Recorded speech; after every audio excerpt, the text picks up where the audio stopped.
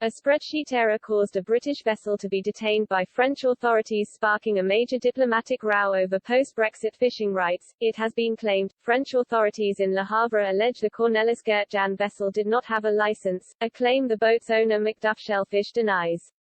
The European Union also claimed the UK authorities withdrew the license on March 1, but sources close to the owners of the fishing vessel told ITV West Country that the skipper has shown his license to fish in French waters, which has satisfied local authorities.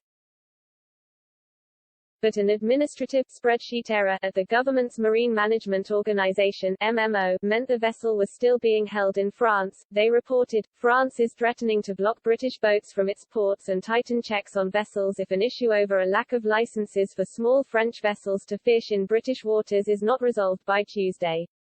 The UK has said it could retaliate if France carries out its hardline stance.